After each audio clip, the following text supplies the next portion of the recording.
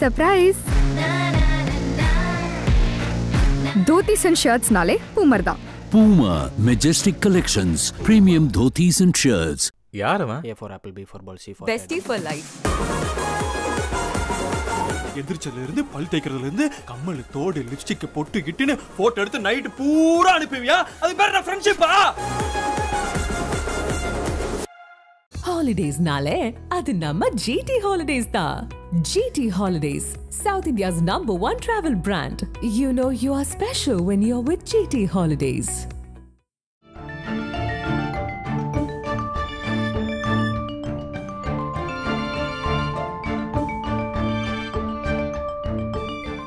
உங்கள் ஜீரண கோளாறுகளுக்கும் வயிற்றெரிச்சலுக்கும் சரியான ஒரு தீர்வு. Honest, உன்னெல்லாம் லைஃப்ல யாருமே மிஸ் பண்ண கூடாதுடா.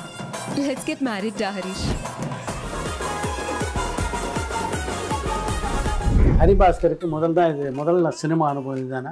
இல்லை சார், முன்னாடி ஒரு படம் நான் வந்து ஸ்டார்ட் பண்ணோம். அதுவும் ஒரு 7 நாள் ஷூட் பண்ணோம். எல்லாம் 7 நாள் தானே? எனக்கு இந்த ஷூட்டிங் பொறுத்தவரை 7 நாள் எப்படியாவது கடந்துட்டு போயிடணும். இந்த கதையில என்ன சொல்ல விரும்புறீங்க? இது ஒரு கஷ்டமான கேள்வி. இந்த படத்தை நடிச்சிருக்க இன்னொரு முக்கியமான நட்சத்திரம் இளவரசு. எனக்கு அங்கே அப்பாவாக பண்ணியிருக்கிறாரு அவர். ஸோ நாள் அனுபவம் எப்படி இருந்ததுன்னா சார், ஒரு காலங்காத்தால ஒரு 6:30 மணிக்கு கண்ணா பின்னான்னு வந்து திட்டுறாருன்னு அப்படியே எந்திரிச்சிட்டேன். நினைக்கிறேன் எப்படி திட்டுறாரு அப்படின்னு சொல்லி. லாஸ்லியா பொறுத்த வரைக்கும் மிகப்பெரிய ஒரு ஃபேன் ஃபாலோ பிக் பாஸ்ல இருந்த போது இருந்தது. அந்த டைம்ல நான் எக்ஸ்பெக்ட் பண்ணவே இல்லை. அந்த உள்ள ஷோல இருக்கும்போது எனக்கு தெரியாது சார். ஏன்னா திட்டிகிட்டே இருப்பாங்க, எவ்ரி வீக் என்னதான் திட்டுவாங்க. ரியாலிட்டி ஷோல இருக்கும்போது அந்த ஷோவே வந்து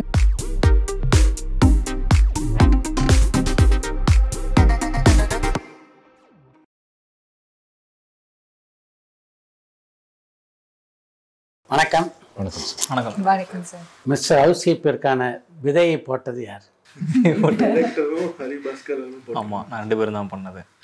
ஆமாம், இது வந்து ஒரு வெப் சீரிஸாக பண்ணோம் சார். நாங்கள் ஒரு யூடியூப்பில் ஒரு வெப் சீரிஸாக வந்து ஒரு 7 எபிசோடு வந்து ஒரு 8 எபிசோடுக்கு பண்ணலான்னு பிளான் பண்ணோம். 2022 வந்து ஷூட் பண்ணோம். ஒரு 14 டேஸில் முடிக்கலாம் அப்படின்னு சொல்லி பிளான் பண்ணி ஒரு 7 டேஸ் பண்ணிகிட்டு இருந்தோம். அப்போது கதை போகிற ஃப்ளோவும் ஷூட்டிங் ப்ராசஸ்ஸு அதெல்லாம் பார்க்க இது வந்து நான் கொஞ்சம் என்னோட லிமிட்டில் தாண்டி கொஞ்சம் ஜாஸ்தியாக பண்ணியிருந்தேன் அந்த டைமில். அப்போ எனக்கு அது குவாலிட்டியும் அந்த டெக்னிக்கல் ஒர்க்கு அப்புறம் அந்த கதையோட இதுவும் வந்து பிடிச்சிருந்தனால நான் என்ன யோசித்தேன் அப்படின்னா, இதை வந்து வெப் சீரிஸாக பண்ணாமல் இதே ஒரு மூவியாக பண்ணக்கூடாது, ஃபீச்சராக பண்ணலாம் அப்படின்னு மாதிரி யோசிச்சு ஷூட்டிங் அன்றைக்கி முடியுது. 7ஆவது நாள் முடிஞ்சு இன்னைக்கு ஈவினிங்கே வந்து யோசிச்சுட்டு இருக்கும்போது டேரக்டர் கூப்பிட்டு கேட்டேன், இந்த மாதிரி ஒரு பிளான் இருக்குது, இது வந்து ஃபீச்சராக பண்ணலாமா அப்படின்னு சொல்லி கேட்டேன். டேரக்டர் வந்து கண்டிப்பாக பண்ணலாம் பிரதர், ஏன்னா அது ஒரு பொட்டென்ஷியல் இருந்தது கதையில். சரின்னு சொல்லிட்டு அதுக்கப்புறம் எந்த செகண்ட் தாட் இல்லை. சரி, அப்படியே அந்த ஷூட்டிங் வந்து இருக்கிறது அப்படியே ஸ்டாப் பண்ணிட்டு ஸோ அப்புறம் 7 நாள் முடிஞ்சு நான் என்ன சொன்னேன்னா டேரக்டர்கிட்ட, இது மாதிரி இது ஒரு 4 to 5 மினிட்ஸ்க்கு ஒரு ஷோரீல் மாதிரி கட் பண்ணுவோம், எடுத்ததை வேஸ்ட் பண்ண வேண்டாம், கட் பண்ணி வச்சுட்டு கதையை டெவலப்பிங் கார்டாக பயன்படுத்தலான்ட்டு. ஆமாம், அதை வச்சுட்டு இப்போ ட்ரெண்டே அதானே.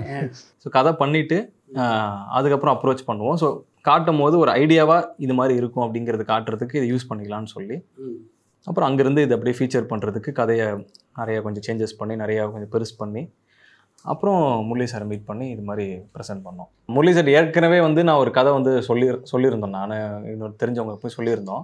அப்போ அந்த டைம் அது நடக்கலை. அப்புறம் ஒரு வருஷம் அப்படியே கேப் அப்படியே, ஆனால் அப்பப்போ டச்சில் இருப்போம். Pongal wishes, new year wishes, happy Deepavali sir அப்படி அது மாதிரி ஒரு அப்டேட்டில் அப்படியே பேசிக்கிட்டே இருப்பேன். ஏதாவது அவர் சில டைம் அனுப்புவார். ஸோ அந்த மாதிரி இருக்கும்போது இந்த மாதிரி கதை இருக்குன்னு கேட்டுட்டு நிறைய வாட்டி ஃபாலோ பண்ணிகிட்டே இருந்தேன். அப்புறம் ஒரு நாள் வந்து ஒரு டைம் கொடுத்தாரு பார்க்குறதுக்கு. அப்புறம் நான் போய் ஒரு லைனாக நான் அந்த மாதிரி ஒரு விஷயம் இருக்குன்னு சொன்னேன். ஏன்னா அந்த டைம் திடீர்னு கூப்பிட்டாருன்றனால டேரக்டர் கூட்டிகிட்டு போக முடியல. அப்புறம் நான் போயிட்டு அந்த லைன் மட்டும் சொன்னேன். சரி, டேரக்டர் கூட்டிகிட்டு ஒரு நாள் வாங்கினார். அப்புறம் டேரக்டர் கூட்டிகிட்டு போய் ஒரு ஃபுல்லாக ஒரு 1 ஹவருக்கு நரேட் பண்ணார். நரேட் பண்ண அந்த மொமெண்ட்லேயே வந்து கேட்டவுடனே கதை பிடிச்சிருச்சு. கதை பிடிச்சிச்சு. அங்கே என்ன பண்ணிட்டாருன்னா ஃபர்ஸ்ட் டைம் அது இன்னும் ப்ரிசைஸாக சொல்லணும்னா டேரக்டர் கொஞ்சம் 5 நிமிஷம் வெளில இருக்க சொன்னார் சொல்லிட்டு. ஏன்னா அப்படி பார்த்து பேசிகிட்டு இருந்தார், இது மாதிரி நிறைய விஷயம் படம் பண்ணுறது நார்மலான இது கிடையாதுன்னு சொல்லி சில விஷயங்கள்லாம் சொல்லிட்டு இருந்தார். நம்ம பண்ணிடுவோம் அப்படின்ட்டார். அப்புறம் நாங்கள் வெளில வந்துட்டு டேரக்டர் என்ன சார் என்ன பிரதர் என்ன சொன்னாங்கன்னா ஓகே சொல்லிட்டார் சார், ஓகே சொல்லிட்டார், பண்ணலான்னு சொல்லி சொன்னார்.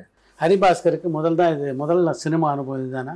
இல்லை சார், முன்னாடி ஒரு படம் நான் வந்து ஸ்டார்ட் பண்ணோம். பட் வந்து கோவிட்னால அது நடுவில் ஸ்டாப் ஆச்சு. அதுவும் ஒரு 7 நாள் ஷூட் பண்ணோம். எல்லாம் 7 நாள் தானே?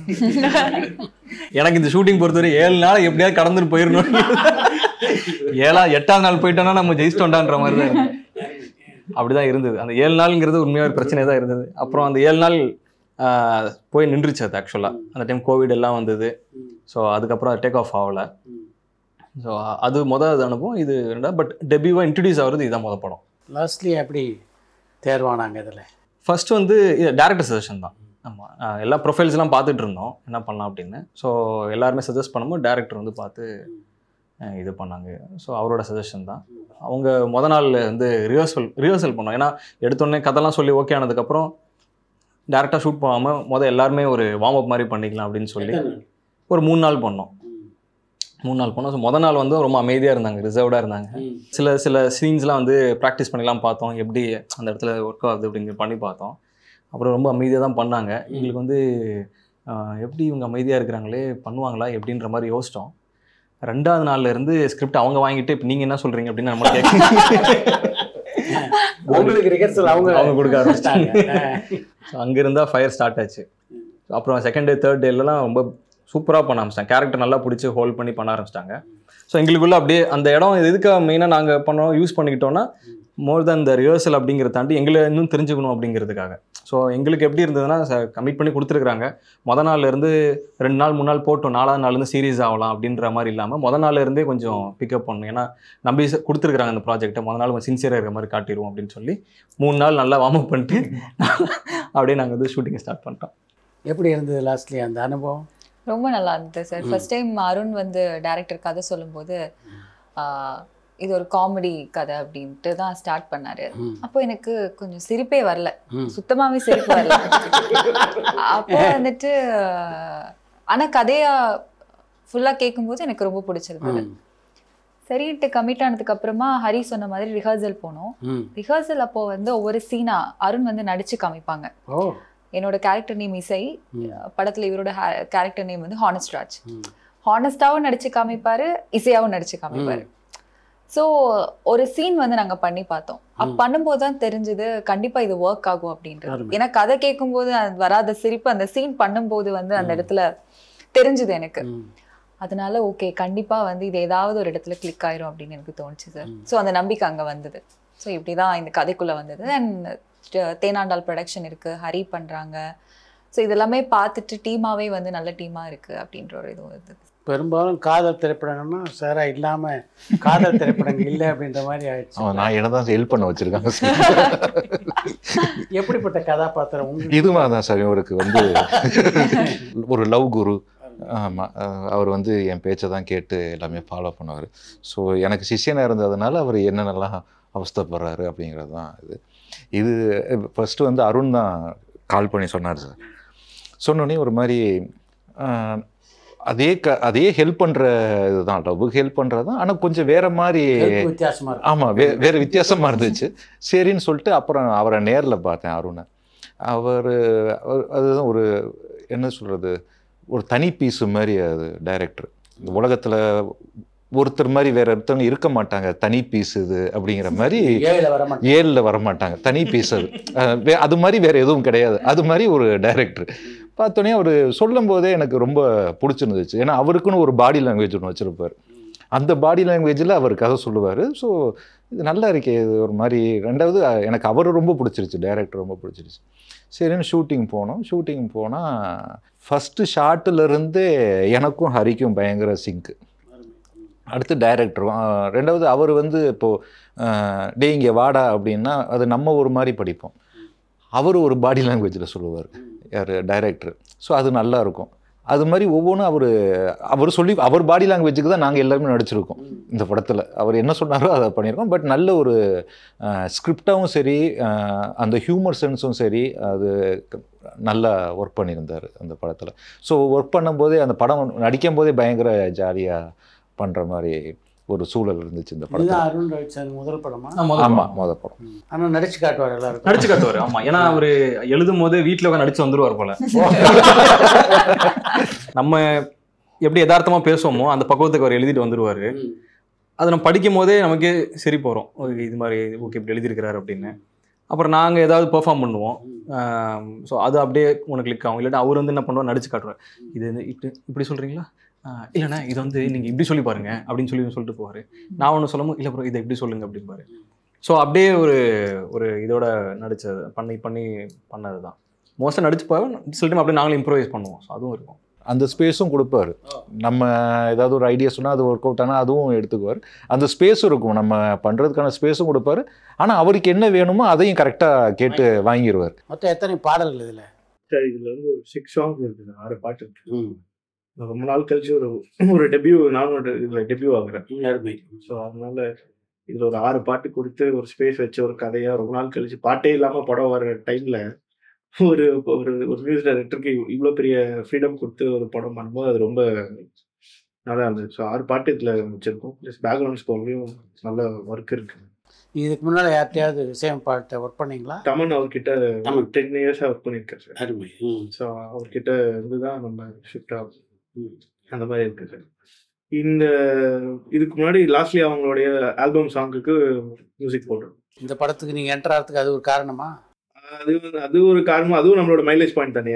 ஸோ அது ஒரு இருக்கு. ஸோ ஹரிபாஸ்கர் அவரோட வந்து ஆல்வேஸ் ஒரு 10 years அவரோட நட்பும் இருக்கு. அவரோட டெபியூல நம்மளும் சேர்ந்து அதுவும் ஒரு காரணம் எல்லாம் இருக்கு இல்லையா, எல்லாம் சேர்ந்து தான் நம்ம இருந்துச்சு.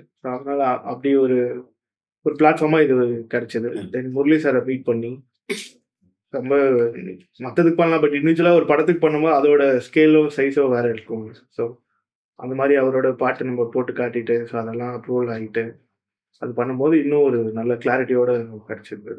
இன்றைய சினிமா உலகத்தை பொறுத்த வரைக்கும் ஒரு பக்கம் யூடியூப், இன்னொரு பக்கம் இன்ஸ்டாகிராம், இதிலெல்லாம் கலைஞர் உருவாகின்ற ஒரு சூழ்நிலை இன்னைக்கு இருக்குது. எப்படி பார்க்குறீங்க? ரொம்ப ஆர்கானிக்காக இருக்கிற மாதிரி இருக்குது சார்.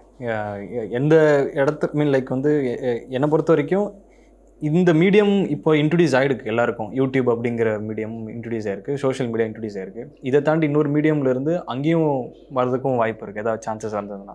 எங்கேருந்து வந்தாங்கன்ற ஆக்சுவலாக என்ன பெர்ஃபார்ம் பண்ணுறாங்கிறதான் பார்க்குற மாதிரி இருந்தது. ஸோ எங்களுக்கு வந்து எப்படின்னா இப்போ ஓகே நாங்கள் யூடியூப்லேருந்து வந்தனால ரெகக்னேஷன் இருக்குது. ஸோ அதனால தான் ஒரு கான்ஃபிடண்ட்டாக ஒரு விஷயம் வந்து எடுத்து வைக்கலாம் அப்படின்னு. இப்போ அண்ணெல்லாம் வந்துட்டு எப்படின்னா இவர் முன்னாடியே வந்துட்டார். ஸோ எங்களுக்குலாம் ஒரு எக்ஸாம்பிள் தான் அவர். ஸோ இவங்க வந்துட்டு இங்கே இருந்தால் ஜெயிச்சுட்டு அங்கே போய் பண்ணிகிட்டு இருக்கிறாங்க. இப்போ ஆல்மோஸ்ட் 35 ஃபிலிம்ஸ் மேலே அவர் பண்ணியிருக்கிறாரு. ஸோ இது எல்லாமே ஒரு எக்ஸாம்பிள் தான். ஸோ எங்களுக்கு அடுத்து வரும்போது ஓகே இன்னுமே நான் இன்னும் பெட்டராக பெர்ஃபார்ம் பண்ணலாம், இன்னும் நல்லா முன்னாடி கொண்டு போகலாம் அப்படிங்கிற ஒரு கான்ஃபிடென்ட் இருக்குது. அடுத்து வர ஜென்ரேஷன் சரி, எங்கள் கூட இருக்கிற ஜென்ரேஷனுக்கும் இது இப்போ ஒரு நல்ல ஒரு எக்ஸாம்பிளாக இன்னுமே அமையணும் அப்படின்னு நினைக்கிறேன் நான். ஆனால் என்னென்னா சார், இது இப்போ நம்ம டிஜிட்டல்லேருந்து சினிமாவுக்கு வர்றது வந்து யூடியூப், இந்த இன்ஸ்டா, இது எல்லாமே ஒரு சின்ன ஒரு கேட்டு மாதிரி தான். நம்ம அதுக்கப்புறம் இங்கே வந்து சர்வே பண்ணும்போது அது யூடியூப் அதெல்லாம் ஹெல்ப் பண்ணாது. நமக்கு சினிமா உள்ளே வந்துட்டோம்னா அப்புறம் அது சினிமாக்கு ஏற்ற மாதிரி நம்ம மாற்றிக்கணும், தவிர யூடியூப் ஹெல்ப் பண்ணாது. யூடியூப் ஜஸ்ட் ஒரு பாஸ் கேட்டு, ஒரு கேட் பாஸ் மாதிரி தான். அவ்வளோதான். உள்ளே நீங்கள் நிலைக்கணும்னா நீங்கள் வந்து பெர்ஃபார்ம் பண்ணியா. லாஸ்ட்லியா பொறுத்த வரைக்கும் மிகப்பெரிய ஒரு ஃபேன் ஃபாலோ பிக் பாஸ்ல இருந்தபோது இருந்தது. எப்படி இருக்கு அந்த அனுபவம்? அந்த அனுபவம் ரொம்ப நல்லா இருந்தது சார். நீங்கள் இப்போ கேட்டது சோஷியல் மீடியா மாதிரியே ரியாலிட்டி ஷோலேருந்து வர்றதுமே வந்து அந்த டைமில் நான் எக்ஸ்பெக்ட் பண்ணவே இல்லை. அந்த ஷோ நடந்ததுமே அன்எக்ஸ்பெக்டடாக நடந்த ஒரு விஷயம். ஸோ அங்கேருந்து அவ்வளோ ஹியூஜான ஒரு சப்போர்ட்டர்ஸ் கிடைக்கும்னு நான் எக்ஸ்பெக்ட் பண்ணேன். வெளில வந்து எனக்கு தெரியாது. ஒரு 3 days எங்கள் அம்மா என் கையில் ஃபோனே கொடுக்கல. இந்த பொண்ணு எங்கேயாவது போயிடும் ஃபோன் கொடுத்தா, அந்த மாதிரி ஒரு பயத்திலேயே இருந்தாங்க. அதுக்கப்புறம் தான் எனக்கு உள்ள ஷோல இருக்கும்போது எனக்கு தெரியாது சார். ஏன்னா திட்டிகிட்டே இருப்பாங்க, எவ்ரி வீக் என்னதான் திட்டுவாங்க. ஸோ நினச்சி யாரும் நம்மளை காப்பாற்றி வச்சிருக்காங்க இந்த ஷோல, இந்த பொண்ணு இருக்கணும் அப்படின்னு நான் வந்து நினச்சிட்டு இருந்தேன். ஸோ வெளில வந்ததுக்கப்புறம் தான் எனக்கு ரியாலிட்டி தெரிஞ்சுது. ரொம்ப ரொம்ப சந்தோஷமா இருந்தது. ஏன்னா ஸ்ரீலங்கால ஏதோ ஒரு ஊர்ல இருந்து, சிட்டி கூட கிடையாது, ஒரு ரூரல் பிளேஸ்ல இருந்து வந்த ஒரு பொண்ணுக்கு தமிழ்நாட்டில் இவ்வளோ ஒரு சப்போர்ட், ஒரு வரவேற்பு, ஒரு ஒரு அன்பு கொடுத்தது எனக்கு ரொம்ப சந்தோஷமா இருந்தது சார். அங்கேருந்து தான் எல்லாமே ஸ்டார்ட் ஆச்சு. எல்லா ஆப்பர்ச்சுனிட்டிஸுமே அங்கேருந்து தான் எனக்கு வந்தது. இப்போ வரைக்கும் வர்றது எல்லாமே அங்கேருந்து தான் எனக்கு வந்துட்டு இருக்குன்னு நான் நினைக்கிறேன் சார். ஒரு ரியாலிட்டி ஷோவில் பார்ட்டிசிபேட் பண்ணுறது அப்படின்றது வேற, ஒரு திரைப்படத்தில் நடிக்கிறது அப்படின்றது வேற. ரியாலிட்டி ஷோவில் இருக்கும்போது அந்த ஷோவே வந்து நம்மளா இருக்கணுன்றது அந்த ஷோவோட கான்செப்டே. அதில் இருந்து வந்து சினிமாவுக்கு வரும்போது சார், சாரா அவங்க சொன்ன மாதிரி யூடியூப்ல இருந்து இன்ஸ்டால இருந்து ஒருத்தங்க வரும்போது இதில் சஸ்டெயின் பண்ணுறது ரொம்ப டிஃப்ரெண்ட்டாக இருக்கும். டேலண்ட் இருக்கணும், நிறைய விஷயம் கற்றுக்கணும். டேலண்ட் இல்லைன்னா அடுத்தடுத்ததில் அப்படியே வெளியில் போயிடணும்னு நான் நினைக்கிறேன், வெளில போயிடுவாங்கன்னு நினைக்கிறேன். ஸோ சஸ்டெயின் பண்ணுறதுக்கு கண்டிப்பாக இதை பற்றி தெரிஞ்சுக்கணும், கற்றுக்கணும், நம்மளை வளர்த்துக்கணும்னு நினைக்கிறேன் சார். இல்லைன்னா இங்கே சஸ்டெயின் ஆக முடியாதுன்னு தோணுது. நான் வளர்த்துக்கிறதுக்கு என்னெல்லாம் முயற்சி பண்ணேன்னா, நிறைய மூவிஸ் பார்த்து ப்ரீவியஸாக நான் பண்ண படங்களுக்கும் இப்போ பண்ணுற இந்த படத்துக்குமே பர்சனலாக எனக்கு டிஃப்ரென்ஸ் தெரிஞ்சுது சார் என்னோட. ஏன்னா எனக்கு ஆக்டிங் பற்றி எதுவுமே தெரியாது. நான் ஆக்டிங்காகவும் இங்கே வரல. அந்த ஷோக்கு அப்புறமா வந்த ஆப்பர்ச்சுனிட்டிஸ் மூலமாக தான் ஆக்டிங் இதுதான் என்னோட கரியர் அப்படின்னு இப்போ எனக்கு தோணுது. ஸோ அதுலேருந்து ஒவ்வொரு படத்துலேருந்துமே நான் நிறைய விஷயம் கற்றுட்டேன். ஒவ்வொரு ஆர்டிஸ்ட் கூட ஒர்க் பண்ணும்போதும் நிறைய விஷயம் கற்றுட்டேன். ரவிக்குமார் சாராக இருக்கட்டும், யோகி பாபு சாராக இருக்கட்டும். ஸோ அந்த மாதிரி பெரிய ஹீரோஸோட ஒர்க் பண்ண டிரெக்டர்ஸோட இருந்த ஒரு படம் நடிக்கும்போது அவங்க டைலாக் டெலிவரி எப்படி பண்ணுறாங்க, ஒரு டைலாக்கை உள்வாங்கி ஒரு சீனே எப்படி நடித்து முடிச்சிடுறாங்க அப்படின்ற சின்ன சின்ன விஷயங்கள் எல்லாமே நான் அந்தந்த ஒவ்வொரு ஆர்டிஸ்ட் இருந்தும் கற்றுட்டேன் சார். பர்சனலாக வந்து நான் நிறைய படம் பார்க்க ஸ்டார்ட் பண்ணேன். முன்னாடி நான் அவ்வளோ சீரியஸாக பண்ணனான்னு கேட்டால் அது எனக்கு தெரியாது. ஆனால் ஒரு சர்டன் பீரியடுக்கு அப்புறமா வந்து கண்டிப்பாக இதை வந்து நம்ம சீரியஸாக பண்ணணும் அப்படின்னு சொல்லிட்டு நிறைய லாங்குவேஜில் நிறைய மூவிஸ் சீரீஸ் எல்லாமே பார்க்க ஸ்டார்ட் பண்ணேன். ஸோ அது எனக்கு ரொம்பவே ஹெல்ப்ஃபுல்லாக இருந்ததுன்னு நினைக்கிறேன் சார். இந்த கதையில் என்ன சொல்ல விரும்புகிறீங்க? இது ஒரு கஷ்டமான கேள்வி. ஃபஸ்ட்டு வந்து சீரியஸாக ஐ மீன் லைக் கரெக்டாக இப்போ தான் இதுக்கு தான் சொல்கிறேன்னு நினைக்கிறேன். நாங்கள் எழுதும் போது என்ன சொல்ல வரோம் எங்களுக்கே தெரியல. ஃபஸ்ட்டு டிராஃப்டில் எழுதும் போது என்ன சொல்ல வரோம் அப்படிங்கிறது தெரியல. கதை ஃபஸ்ட்டு வேறு மாதிரி இருந்தது. அப்புறம் 2வது 3வது கிட்டத்தட்ட ஒரு 10வது டிராஃப்ட் பண்ணி தான் வந்திருக்கோம். இது வந்து ஒரு சோஷியல் மெசேஜ் ஒன்று இருக்குது, ஒரு லைஃப் லெசன் இருக்குது. ஸோ அது வந்து நீங்கள் இதெல்லாம் இப்படி தான், நீங்கள் தான் வந்து இப்படி எடுத்துக்கணும், இல்லை இப்படி எடுத்துக்கூடாதுன்ற மாதிரி இருக்காது. அது பார்க்க அந்த படம் பார்க்க அந்த ஒரு கேரக்டரில் இருக்கிற ரிஃப்ளெக்ஷன் பிரதிபலிப்பு நம்மளா ஒருத்தங்க இருப்போம் அப்படிங்கிறது வந்து கனெக்ட் ஆகும். ஃபஸ்ட்டு நான் பார்க்குறேன், அந்த படம் பார்க்குறேன்னா ஆமாம் இது நான் பண்ணியிருக்கிறேன், இல்லை நான் இது பண்ணதில்லை, ஓஹோ என் ஃப்ரெண்டு பண்ணியிருக்கிறான். ஸோ அந்த மாதிரி யாராவது நம்ம கனெக்ட் பண்ணுவோம் அந்த கேரக்டரோட. ஓகே இதை வந்து இந்த கேரக்டரு இந்த விஷயத்த இந்த பக்குவத்தில் ஹேண்டில் பண்ணியிருக்கிறான், நம்ம அதை வந்து வேறு மாதிரி பண்ணியிருக்கிறோம் இல்லை பண்ணுவோம், அப்போ இப்படி பண்ணக்கூடாது, இப்படி பண்ணலாம், ஓகே இப்படியும். ஸோ எப்படின்னா அவங்க அந்த கேரக்டரை பார்த்து அவங்களா எடுத்துக்கிற ஒரு விஷயம் இருக்கும். நம்ம யார்ட்டையும் போய் ஸ்பெசிஃபிக்காக இன்டல்ஜ் பண்ணி சொல்கிறதா இருக்காது. இது வந்து யாருக்கெல்லாம் மெயினாக இருக்கும் அப்படின்னா, எந்த செக்டார் ஆஃப் ஆடியன்ஸ் அப்படின்னா இந்த 20லேருந்து 30க்குள்ளே இருக்கிற மெயின் போர்ஷன், இந்த 18 கூட சொல்லலாம், அவங்க தான் கோல். அவங்களுக்கு வந்து கரெக்டாக ஒரு பாயிண்ட் போய் சேர்றது. அதை தாண்டி ஃபேமிலி எமோஷன்ஸ் வந்து ஓவராலாக. ஸோ ஒரு விஷயம் ஒரு படத்தில் தப்பு நடக்குதுன்னா அதோட ரிஃப்ளெக்ஷன்ஸ், அதாவது இங்கே ஒரு தப்பு பண்ணுறான் அதோட பின்னாடி பிரதிபலிப்பு எங்கெங்கெல்லாம் நடக்குது, சிச்சுவேஷனே மாற்றி விட்டுருது. அதனால அவன் மட்டும் பாதிக்கப்படல, சுற்றி இருக்கலாம் எப்படி பாதிக்கப்படுறாங்க அப்படிங்கிற ஒரு எமோஷனும் வந்து அது ஒரு மாதிரி போகும். லாஸ்ட்டாக வந்து ஒரு எமோஷ்னலாக ஒரு மாதிரி விஷயம் வந்து வரும். ஸோ அதெல்லாம் வந்து ஃபேமிலி ஆடியன்ஸ்லாம் என்ன பண்ணுவாங்கன்னா, இப்போ அப்பா அம்மா பார்க்குறாங்கன்னா நம்ம பிள்ளை இது மாதிரி இருந்திருக்கான், ஸோ இது மாதிரி இருக்கக்கூடாது, ஸோ இப்படி இருக்கணும் அப்படின்னு அவங்க பெர்ஸ்பெக்டிவ் இருக்கும். குழந்தைங்க சைட்லேருந்து பார்க்கும்போது ஓகே இந்த மாதிரிலாம் ஜென்ரேஷன் இப்படி இருக்காங்களான்னு தெரிஞ்சுப்பாங்க. ஸோ ஓவராலாக பார்க்கும்போது எல்லார்கிட்டையும் வந்து ஒரு கேள்வி இருக்கும், அந்த கேள்விக்கான பதில் வந்து படத்துலேயே வந்து இருக்கும். ஸோ அந்த மாதிரி. ஆனால் இது எல்லாமே வந்து எப்படி சொல்லியிருப்போம்னா ரொம்ப ஜாலியாக ஃபன்னாக ஒரு ஃபீல் குட்டாக நல்ல ஹியூமரோட தான் வந்து சொல்ல ட்ரை பண்ணியிருக்கோம் இந்த படம் ஃபுல்லாக. இந்த படத்தை நடிச்சிருக்க இன்னொரு முக்கியமான நட்சத்திரம் இளவரசு. ஆமாம், எப்படி இருந்தது அவரோட நடித்தது? ஃபர்ஸ்ட் வந்து இளவரசன் சொல்லும் போது ஏன்னா ஒரு பயங்கர எக்ஸ்பீரியன்ஸ்டு, ஓகே ஒரு பெரிய ஒரு ஆர்டிஸ்ட் வராங்க அப்படிங்கும்போது எனக்கு அங்கே அப்பாவாக பண்ணியிருக்கிறாரு அவர். ஸோ எப்படி பண்ணுவாங்கன்னு யோசிச்சுட்டு இருந்தேன். ஸோ முதல் நாள் அனுபவம் எப்படி இருந்ததுன்னா சார், அவர் கேரவனில் வந்து பக்கத்து கேரவனில் அவர் இருந்தார், நான் இந்த சைடில் கேரவனில் இருந்தேன். அப்போது காலையில் ஒரு 6 மணி 7 மணி இருக்கும், 7 மணிக்கிட்ட அப்போ தான் செட்டில் வந்து எல்லாம் உட்காந்துட்டு ஓகே அடுத்து மேக்கப் போடுறதுக்கு ரெடி ஆகிறோம். அந்த சைடு வந்து கண்ணா பின்னாடி நிறைய திட்டுறாரு, காலங்காத்தால ஒரு 6:30 மணிக்கு கண்ணா பின்னான்னு வந்து திட்டுறாருன்னு அப்படியே எந்திரிச்சிட்டேன் நினைக்கிறேன். எப்படி திட்டுறாரு அப்படின்னு சொல்லி என்ன எதனா மொதல் அனுபவம் அதான் சார் எனக்கு அவரோட.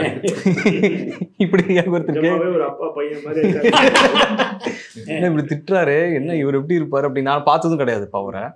ஸோ அதெல்லாம் முடிச்சுட்டு சரி ஓகே சார் போர்ஷன் எடுக்க போகிறாங்க, கூப்பிட்றாங்க. அங்கே என்ன ஒரு திட்டினாரோ அது அவர் அந்த பர்சன் அப்படியே ஆப்போசிட்டாக இருந்தார். எல்லாத்தையும் அப்படியே அந்த கேரவனுக்குள்ளேயே மூடி வச்சு தான் வெளில வந்தார் அவர். வரும்போது இங்கே என்ன ஃபோக்கஸ், என்ன செட், என்ன அப்படியே டோட்டலாக அவர் சேஞ்ச். அவர் டோட்டல் சேஞ்ச். அது ரிஃப்ளெக்ஷன் எங்கேயுமே இல்லை. ஆனால் அவர் நல்ல டென்ஷனில் இருந்தார். சரியான டென்ஷன். யாரோ ஒருத்தங்க ஏதோ பண்ணிட்டாங்க, ஏதோ சிக்கிட்டுருக்காங்க, ஏதோ நடந்துச்சு. அதை ஒரு பர்சன் கூட வந்து அதோட ரிஃப்ளெக்ஷன் யார்ட்டையும் காட்டாமல் நீட்டாக ஃபர்ஸ்ட் ஆஃப் ஆல் அதில் ஹேண்டில் பண்ணி எனக்குலாம் கை கொடுத்து இன்ட்ரடியூஸ் ஆகாமல், தம்பி ஹீரோவாக இன்ட்ரடியூஸ் ஆகிறீங்களா, ரொம்ப அருமை சூப்பர்ப்பா, நம்ம வந்து கொஞ்சம் டிஸ்டன்ஸ் மெயின்டைன் பண்ணுவோம் அப்படின்ட்டாருன்ற. ஏன் அப்படின்னா இது வந்து அப்பா பையனுக்கு வந்து ஒரு எப்படின்னா ஒரு நல்ல ஒரு அண்டர்ஸ்டாண்டிங் இருக்கும். ஆனால் வந்து ஒரு ஸ்ட்ரிக்டான ஒரு டேடு, அப்பா இந்த மாதிரி ஒரு மூடே அது மாதிரி இருக்கிறனால என்ன பண்ணிட்டார் அப்படின்னா ஒரு கொஞ்சம் தள்ளியே இருப்போம்னு சொல்லிட்டு மூடை செட் பண்ணிட்டார். எப்போயாதான் பேசுவார். ஏன்னா இப்போ நல்லா பேசிட்டாருன்னா அடுத்த சீன் அடிக்கிற வேண்டியது இருக்கும். ஸோ அதெல்லாம் ஒரு மாதிரி அவராக இந்த ஃபேமிலிக்குள்ளே வந்து நான் ஒரு அப்பா, என் அப்பா கேரக்டர் இப்படி தான் ப்ளே பண்ணுவேன், இப்படி தான் இருக்குன்னு சொல்லி அவர் இந்த ஃபேமிலிக்கு ஒரு மூடு செட் பண்ணிட்டாரு. ஸோ பையனை நான் ஒரு மூடு, அம்மாவுக்கும் கரெக்டாக ஒரு மூடு செட் பண்ணி ஒரு மாதிரி ஃபேமிலியாகவே ஒரு அண்டர்ஸ்டாண்டிங்காக வச்சுருந்தார். ஸோ அதை வந்து நல்லா ட்ரெயின் பண்ணாருன்னு கூட சொல்லலாம் அந்த மொமெண்ட்டில். ஸோ ட்ரெயின் பண்ணாருன்னு நடிக்கும் போதும் சரி எந்த ஒரு ஹிக்கப்ஸும் இல்லாமல் நம்ம அவரோட சேர்ந்து மேனேஜ் பண்ணி நடிக்கிற அளவுக்கு கம்ஃபர்டபுளாக வச்சுக்கிட்டு இருந்தார். ஸோ நல்ல ஒரு அனுபவமாக இருந்தது அவருக்கு நடித்தது. நீங்கள் பல யூனிட்டில் நடிச்சுட்டு அதுக்கப்புறம் இந்த யூனிட்டில் நடிச்சிருக்கீங்க. இதில் வந்து பாதி பேர் புதுசு. எப்படி இருந்தது இவங்களோட பணியாற்றி? எனக்கு அதுதான் ரொம்ப சந்தோஷமாக இருந்துச்சு சார். சில ஷூட்டிங்லாம் நான் தான் ரொம்ப சின்ன பையனாக இருப்பேன் போகும்போது. அப்போ ரொம்ப கஷ்டமாக இருக்கும். ஸோ எல்லாமே வந்து ஹரியும் சின்ன பையன், டைரக்டரும் வந்து அது ஒரு மாதிரி பயங்கர வேவ் லென்த் மாதிரி செட் ஆயிருச்சு. ரெண்டாவது நம்ம ஹியூமர் பண்ணும்போது நான் ஒரு ஐடியா சொன்னேன்னா அது கரெக்டாக அவருக்கும் புரிஞ்சுக்குவார், டைரக்டரும் புரிஞ்சுக்குவார். அதனால் எல்லாருமே இப்போ நான் ஒன்று சொல்லுவேன், ஹரி ஒன்று சொல்லுவான், அப்புறம் டைரக்டர் எல்லாருமே கொஞ்சம் சிலர் வந்து நான் எழுதியிருக்கிறது தான் வரணும் அப்படின்னு சொல்லி பேச சொல்லுவாங்க. சிலர் வந்து ஒரு ஸ்பேஸ் கொடுப்பாங்க. இவர் நல்ல ஸ்பேஸ் கொடுத்ததுனால அது நல்லா இன்னும் கொஞ்சம் பண்ண முடிஞ்சிச்சு. கொஞ்சம் இம்ப்ரூவ் பண்ணி அதை பண்ண முடிஞ்சிச்சு. பயங்கர ஜாலியாக இருந்துச்சு இந்த படம். நான் சில படம் வந்து ஷூட்டிங் கிளம்பும் போதே பயங்கர ஹாப்பியாக கிளம்புவேன். அது மாதிரி இந்த படம் கிளம்பும்போதே பயங்கர ஹாப்பியாக. ஏன்னா அந்த சீனே வந்து எங்கேயுமே சோகம் அந்த இதெல்லாம் இருக்காது. முக்கியமாக என் போர்ஷனும் வந்து அது ரெண்டும் ஒரு பைத்தியங்க தான். அது ரெண்டு கேரக்டருமே ஒரு பைத்தியம் மாதிரி தான் சுற்றிக்கிட்டு இருக்குங்க. ஸோ அது ரொம்ப சீரியஸாகவும் இருக்காது. ரொம்ப ரொம்ப ஜாலியாக ரைட்டிங்கே ஒரு மாதிரி புதுசாக எழுதியிருந்தார். இது வரைக்கும் பண்ணதில் அவரோட ரைட்டிங் வந்து கொஞ்சம் புதுசாக இருந்துச்சு. கொஞ்சம் பண்ண நல்லா இருந்துச்சு. ஆமாம். முதல்ல அவர் அருண்குமார் கதை சொல்லும்போது சிரிப்பு வரல. படத்தை பார்க்கும்போது சிரிப்பு வந்தது. ஆனா அந்த படத்துல நான் என்னையே தான் பார்த்துட்டு இருந்தேன். ஹேர் நல்லா இருக்கா, மேக்கப், காஸ்டியூம் எப்படி இருக்கு, இந்த இடத்துல இன்னும் கொஞ்சம் நல்லா பண்ணிருக்கலாமோ, அந்த மாதிரி என்னையே பார்த்துட்டு இருந்தேன் சார். அதனால இன்னொரு வாட்டி எல்லாரு கூடயும் சேர்ந்து பார்க்கணும்னு ஒரு ஆசை. ஸோ சாரா அவங்க இவங்க எல்லாரு கூடயும் சேர்ந்து பார்த்து அப்ப மத்தவங்க சொல்லும் போதுதான் அது சந்தோஷமா இருக்கும். அது காதால கேட்கறதுக்கு. அதுக்காக வெயிட்டிங் சார். இந்த பிக் பாஸ் வீட்டில் இருந்த லாஸ்ட்லியாக்கும் இந்த திரையில நீங்க பார்த்த லாஸ்ட்லியாக்கும் எப்படி இருந்தது? பிக் பாஸ் வீட்டில் இருந்த பொண்ணு ரொம்ப ஒரு இன்னோசென்ட்டான ஒரு பொண்ணு, எதுவுமே தெரியாம. இப்போ வந்து கொஞ்சம் மெச்சூர்ட் ஆயிட்டேன் சார். ரொம்பவே மெச்சூர்ட் ஆயிட்டேன். ரொம்ப இன்னோசென்ட்டா சினி ஃபீல்டோ இல்லை இங்க இருக்க எதுவுமே தெரியாம வந்த ஒரு பொண்ணு.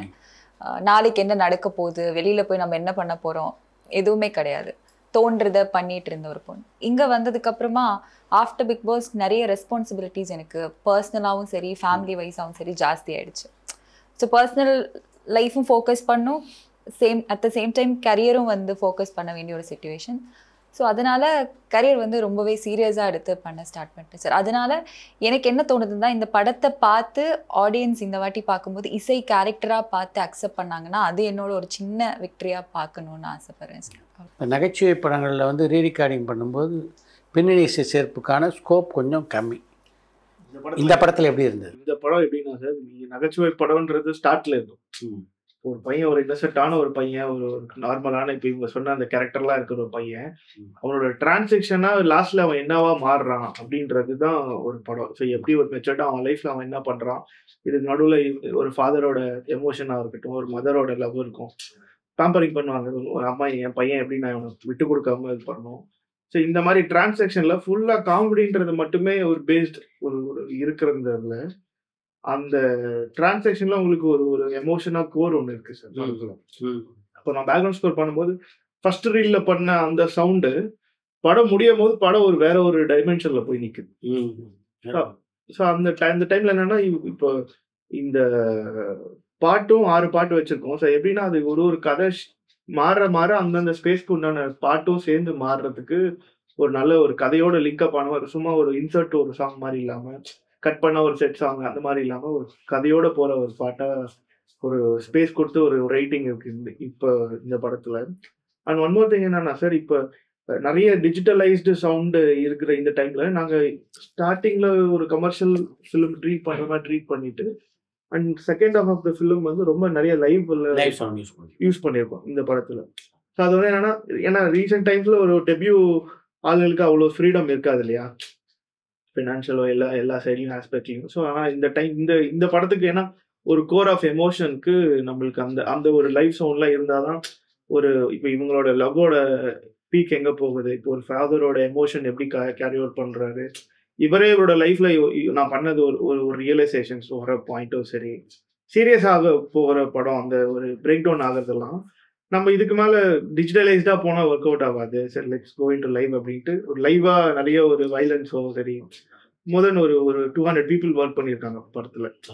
ஸோ அது வந்து ஏன்னா அது ரொம்ப ஒரு பெரிய ஒரு ப்ரொடக்ஷன் இப்போ தயாரிப்பாளர் கொடுக்குறதே பெரிய விஷயம். ஏன்னா அதான் அந்த ஸ்பேஸ் கொடுத்த ஒரு ப்ரொடக்ஷன் இருக்கிறதுனா ரொம்ப அது ஒரு ஃபர்ஸ்ட் படத்தில் நம்மளை நம்பி இவ்வளோ பேர் வந்து நிற்கிறாங்க அப்படின்னும் போது அது ரொம்ப ஒரு பெரிய விஷயமா நான் ஃபீல் பண்ணேன்.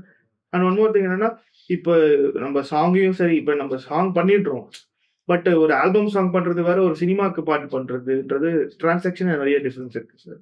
ஸோ அப்படி பண்ணும்போது இந்த பாட்டை போய் கரெக்டாக ஒரு ஆடியோ லேபிளில் பிச் பண்ணுறதோ சரி, நம்மளுக்கு ஒரு மியூசிக் டைரக்டருக்குன்னு ஒரு வேல்யூ கொடுக்கறதோ சரி, ஸோ அதெல்லாம் வந்து ஹரிபாஸ்கர் ஒரு படம் பண்ணுறோன்றது தாண்டி அங்கே பின்னாடி ஒரு தேனாண்டாளுன்ற ஒரு ப்ரொடக்ஷன் இருக்கிறதுனால அது இன்னுமே எங்களுக்கு ஈஸியாக ஆயிடுச்சு. நீங்கள் கரெக்டாக உங்கள் வேலையை மட்டும் செஞ்சால் போதும், மற்ற நான் பார்த்துக்கிறேன்ற மாதிரி ஒருத்தர் நிற்கிற போது நம்ம அவர் இருக்கும் போது அது எவ்வளோ பெரிய ஒரு விஷயமா ஃபீல் பண்ணும்போது சரி ஓகே சூப்பர், இது வந்து இதுதான் நம்மளுக்கு உண்டான பிளாட் அப்படின்ட்டு. ஸோ இருக்கிற ஹார்ட் அண்ட் சோல் எப்படி சொல்லுவாங்கல்ல சார், இது நம்ம பண்ணிடணும் அப்படின்னு, அதுக்கு பண்ணுறதுக்கு உண்டான ஃப்ரீடமும் கதைக்குள்ள இருக்கிறதுனால ஜஸ்ட் ஒரு காமெடி மட்டுமே இல்லாமல் எல்லாம் ஒரு மிக்ஸ்டான ஒரு எமோஷன்ஸ் இருக்கு. லாஸ்ட்ல முடிச்சுட்டு வரும்போது ஒரு மாதிரி பரவாயில்ல, இது வந்து சும்மா ஒரு ஃபன் என்டர்டைன்மெண்ட், ஜஸ்ட் ஒரு 2 hours சிரிச்சுட்டு மட்டும் போகணுன்றது இல்லாமல் வீட்டுக்கு நம்ம எடுத்துகிட்டு போகும்போது ஒரு விஷயம் நம்மளுக்கு இருக்கும் சார். ஒரு அம்மாவோட பாசம் நம்மளுக்கு தெரியும். ஒரு இப்போ நம்ம ஒரு சில பேரை வந்து மிஸ் அண்டர்ஸ்டாண்டிங் பண்ணியிருப்போம். ஸோ அதெல்லாம் எப்படி என்ன மேட்டர்ன்றது இந்த படத்தில் இருந்து ஒரு ஐ ஓப்பனிங்காக இருக்கும் அப்படின்னு ஃபீல் பண்ணுறேன். இந்த பின்னணி இசையில் யாருடைய ரசிகர் நீங்கள் சார்? பின்னணி இசையில் வந்து என்னென்னா சார், நான் வந்து கொஞ்சம் சின்ன வயசுல இருந்து கொஞ்சம் போக வர வரைக்கும் இளையராஜா சாரோட ஃபேனாக இருந்தேன் பயங்கரமாக. என்னோட அவ்வளோ இன்ஸ்பைரிங்காக இருக்கும் அவரோட ஒர்க் எல்லாம். கொஞ்சம் ஷிஃப்ட் ஆகும்போது, கொஞ்சம் நான் டெவலப் ஆகும்போது என்னோட டீனேஜில் எனக்கு யுவன் அவரை வந்து பயங்கரமாக பிடிச்சிருந்தது. இப்போ நான் நிஜமாவே ஒர்க் பண்ணிட்டு படம் பண்ணும்போது பார்த்தா இப்போ ஒரு லைவும் ஒரு எலக்ட்ரானிக்கலும் மிக்ஸ் பண்ண ஸ்டேஜில் ரஹ்மான் சார் பண்ணியிருக்காரு, இப்படி பண்ணியிருப்பாரு. ஏன்னா அந்த சைட்ல இப்போ ஒரு அலைப்பா இது படத்தில் இருக்க சவுண்ட் ட்ராக் கேட்டிங்கன்னா அப்படி இருக்கு. ஸோ இதெல்லாம் கேட்டு இன்ஸ்பயர் ஆனதுனால நம்ம இப்போ பண்ணாலே அது ஒரு டெபியூட்டண்டா சின்ன ஒரு சைஸ் படமா இருக்கக்கூடாது அப்படின்றதுனால ப்ரொடியூசர் சார் கிட்ட சொல்லி எனக்கு லைவ் வேணும் சார், இது பண்ணணும் அது பண்ணணும் அப்படின்னும் போது அவர் நிறைய சரிங்க பிரதர் நீங்கள் பண்ணுங்க, ஒரு ஷோ நீங்கள் பண்ணுங்க அப்படின்னு சொல்லிட்டு அவருக்கு கொடுத்த சப்போர்ட்ல எனக்கு ரஹ்மான் சாரோட ஃப்ளேவர்ல இப்போ ரொம்ப எனக்கு அவர் பிடிச்சிருக்கு. ஸோ இப்போ மியூசிக் டைரக்டர் ஒருத்தர் நம்மளுக்கு பிடிச்சிருக்குன்னு சொல்லணும்னா கூட நம்மளுக்கு அந்த நாலேஜ் வரணும் போல இருக்கு. ஏன்னா அவங்க அவ்வளோ ஒர்க் பண்ணியிருக்காங்க சார். அந்த மாதிரி இப்போ இதில் வந்து இப்போ ரஹ்மான் சாரை வந்து ரொம்ப பிடிச்சிருக்கு. அவர் அவ்வளோ இப்போ நம்ம பண்றதுக்கு யோசிச்சுட்டு இருக்கோம். அவர் பார்த்தா ஒரு 10 வருஷம் 15 வருஷம் முன்னாடியே இப்போ அதெல்லாம் பண்ணியிருக்காரு. 91 ரோஜாலேயே அவருக்கு சவுண்டிங்கா பயங்கரமா இயர்ஸ் முன்னாடி உங்களுக்கு ஒரு அலைப்பாய்த நிக்குதுன்னா அது எவ்வளவு பெரிய விஷயமா இருந்தது. ஸோ அந்த விஷயத்த வந்து ரொம்ப கீப் ஆன் அப்டேட்டிங் சினிமான்னு ஒன்று இருக்குல்ல சார். ஸோ அந்த விஷயத்துல பார்த்தா அது ரொம்ப முக்கியமான ஒரு விஷயம் சார். அப்டேட் ஆகிட்டே இருக்கணும் அண்ட் கற்றுக்கிட்டு இருக்கணும். அதில் ரொம்ப ரஹ்மான் சாரை ஃபாலோ பண்ணணும் அப்படின்ற ஒரு ஐடியா இருக்கு. நடிப்புக்கு கிடைச்ச முதல் பாராட்டு நாங்கள் பண்ண ஒரு 3 நிமிஷம் ஷார்ட் ஃபிலிம் வந்து முடிச்சுட்டு போய் காட்டினோம். ப்ளே பண்ணி எல்லாம் பார்த்தாங்க. திடீர்னு எல்லாருமே கை தட்ட ஆரம்பிச்சிட்டாங்க கிளாஸில். அது முடிக்கும் போது அவர் ப்ரொஃபஷனை கேட்டார், நீங்கள் வந்து ப்ரொஃபஷனல் ஆக்டர் அப்படின்னாரு. அதில் ஒரு சிகரெட் பிடிக்கிற மாதிரி வச்சுட்டு இருக்கோம், அதெல்லாம் ரொம்ப நேச்சுரலாக பண்ணுறீங்களே அப்படின்னாரு. நாங்கள் நேச்சுரலாக பிடிக்கிறத பண்ணுறோம். பரபரப்பான சினிமா செய்திகள், நட்சத்திரங்களின் பேட்டிகள், சினிமா வரலாறு ஆகியவற்றை பார்க்கவும் படிக்கவும் உங்களுக்கான இணையதளம் tourantalkies.co.